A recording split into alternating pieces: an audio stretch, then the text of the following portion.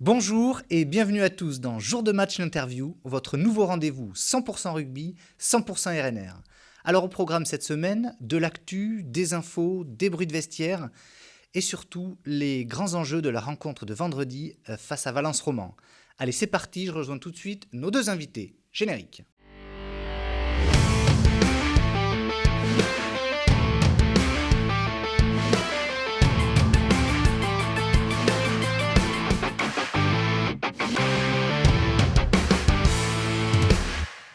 Alors à mes côtés, Richard Hill, qu'on ne présente plus. Bonjour Richard. Bonjour. Donc Richard, tu es l'entraîneur du RNR depuis 2013. Tu comptes 29 sélections avec l'équipe d'Angleterre. Oui. Tu as été notamment finaliste de la Coupe du Monde en 91.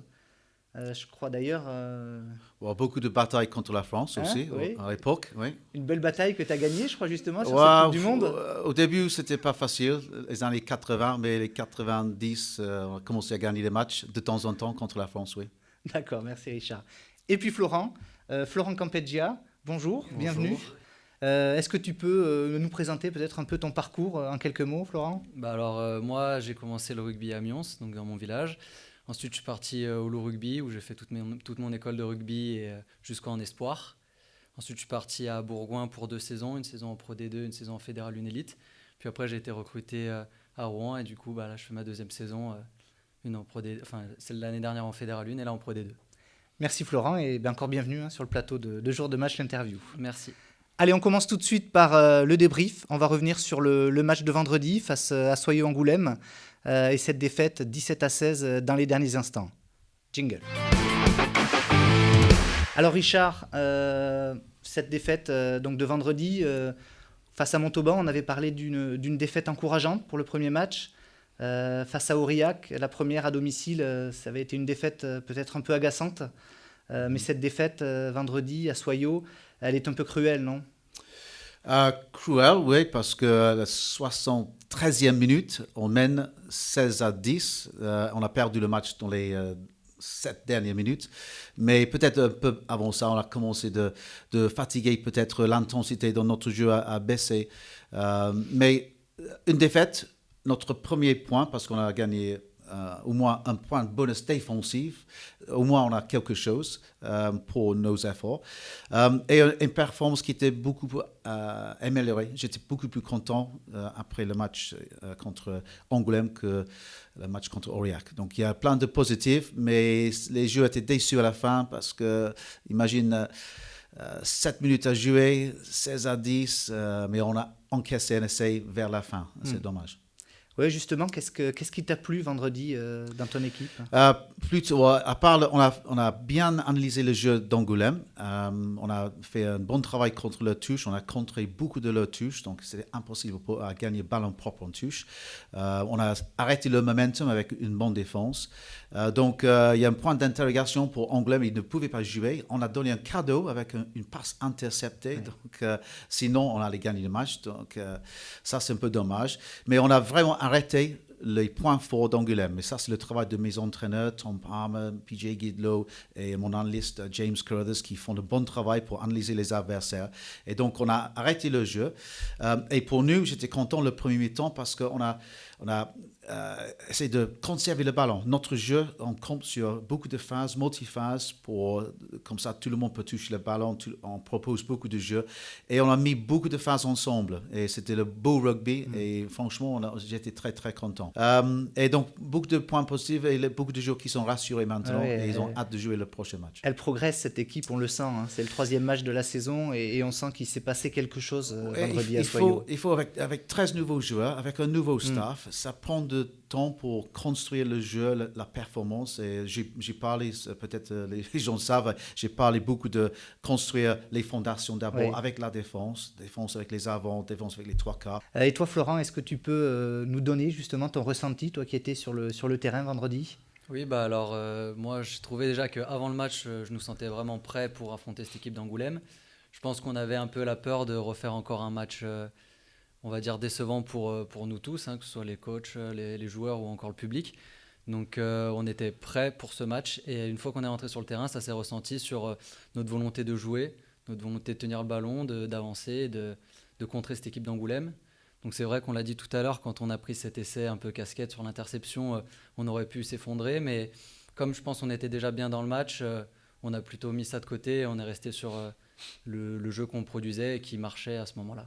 Oui, alors c'est vrai qu'on a vu une grosse conquête vendredi, notamment en touche, en mêlée, où vous avez été dominateur. On a vu aussi une défense très agressive et puis une équipe disciplinée aussi. C'est vrai que par rapport aux 2 premiers matchs où il y avait eu des cartons jaunes, là on a vu vendredi que voilà, on a vu une équipe très disciplinée. C'était les consignes du coach aussi? Oui, bah quand on revoit les matchs précédents, comme vous l'avez dit, ça se voit, on avait fait beaucoup de fautes, on n'était pas forcément en place défensivement. Bon, maintenant, quand on prépare ce match d'Angoulême, toute la semaine, on a été vraiment très concentrés, que ce soit aux entraînements, même en dehors, que ce soit à la vidéo, quand on était ensemble, on pensait beaucoup à ce match.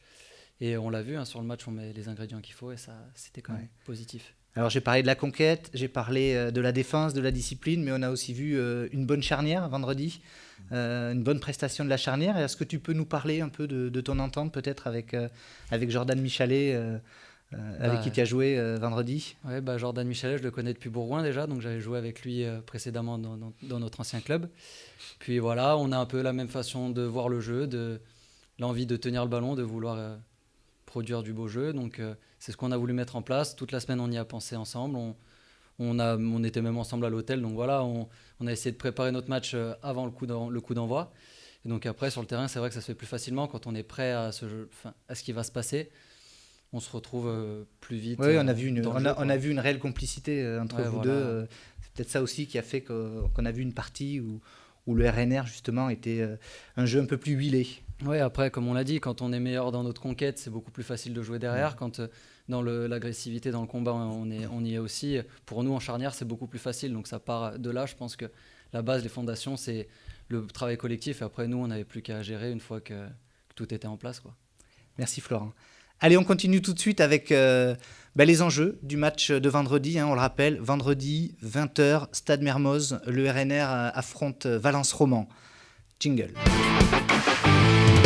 Alors, Valence Roman, vendredi, c'est le choc des promus. C'est quoi l'objectif de ce match, Florent? Alors, c'est comme tous les autres matchs depuis le début et ce sera comme les 30 matchs, c'est la victoire. On va pas se cacher, notre objectif, c'est de gagner. Là, on est quand même sur un concurrent direct au maintien. Est-ce que ce match, du coup, revêt une importance un peu particulière? Alors, pour le moment, oui, on est côte à côte au classement et on est tous les deux promus, donc on nous voit peut-être sur le bas du classement, sur le maintien, tout ça. Après, nous, tous les matchs, on les prend pareil. Je pense que Roman ou une autre équipe, c'est pareil. On la prépare pour gagner. Le classement de l'adversaire, c'est pas notre problème. Oui, l'objectif, c'est peut-être aussi de faire plaisir aux supporters. On a vu un Stade Mermoz qui était plein contre Aurillac. Il le sera de nouveau vendredi face à Valence Roman. Est-ce que tu sens, toi, cet engouement, cette ferveur un petit peu du public autour de cette équipe et autour de ce nouveau projet? Oui, on le sent vachement quand même. Déjà, entre le début de la saison dernière et là, maintenant, on voit que le public est de plus en plus présent, donne de plus en plus de la voix. Donc vraiment, ça nous pousse et on espère que ça va continuer pour le reste de la saison. On espère aussi, Florent. Richard, Valence Roman, c'est un bon souvenir pour toi? Oui, c'est une très bonne équipe. À la mi-temps, quand nous avons joué contre Valence Roman dans la finale l'année dernière pour la faire de une, ils avaient marqué 3-0 à la mi-temps. On était en vraie difficulté. Et on s'est réveillé, heureusement, à la mi-temps. Et on a marqué 3 essais nous-mêmes. Et heureusement, un dernier essai juste à la fin pour gagner le match. Mais c'était très, très chaud. C'était une très bonne équipe qui était invaincue toute la saison. Et je sais qu'ils ont pris un gros coup. Ils ont perdu ce match parce qu'ils ont gagné tous les autres matchs dans les phases finales aussi. C'est vrai qu'ils n'étaient pas contents après. Ils vont venir ici pour un peu de revanche. D'accord. Alors, comme tu le disais tout à l'heure, c'est vrai qu'on a vu une bonne conquête, on a vu une bonne défense. Par contre, est-ce qu'on peut dire que pour l'instant, sur l'animation offensive, c'est peut-être un peu le bémol de cette équipe? Oui, il faut conserver le ballon. Notre problème, c'est qu'on a rendu le ballon trop facilement avec le pied ou les fautes de la main. Donc, à ce niveau-là, les défenses sont très fortes. Et donc, il faut enchaîner 7, 8, 9 phases avant de trouver quelqu'un qui est fatigué ou peut-être un intervalle. Donc, un peu plus de patience, on a besoin en ce moment. Merci Richard. Allez, on va terminer tout de suite cette émission avec notre dernière rubrique qui s'intitule « Balance ton pote ». Alors cette rubrique, c'est simple, Florent. Voilà, allez, le principe est simple. Je vais te poser 2 ou 3 questions, histoire d'un peu mieux connaître tes partenaires. Avec plaisir. T'es prêt, Florent? Oui, toujours. Alors, quel est le joueur le plus chambreur du groupe? Alors, je dirais Bastien Fuster, notre ailier qui est arrivé cette année. Il a pas sa langue dans sa poche. D'accord. Le meilleur à la 3e mi-temps? Richard, merci de ne pas écouter, s'il te plaît. Ouais, on ne sait pas, on n'a pas encore fini le bloc, on n'a pas pu voir ça, mais de Bonne ce que réponse. je connais, Ils sont malins, les demi-mêlés. de Hein?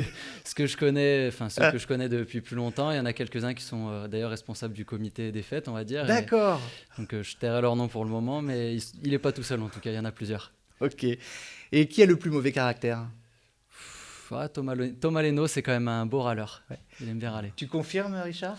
Oui, ouais, c'est pas mal. Oui, il connaît un peu plus que moi dans le vestiaire, ce qui se passe Ouais. dans les vestiaires. Mais je serais intéressé de voir qui fait la fête. Ok, ça y est. Bah, écoutez, l'émission touche à sa fin. Il ne me reste plus qu'à vous remercier. Merci, Florent Merci à vous. Campedia d'être venu. Merci, Richard Hill. Merci. Quant à nous, on se retrouve dans 10 jours pour parler de Rouen face à Perpignan. Et d'ici là, bonne semaine à tous et vive les Lions.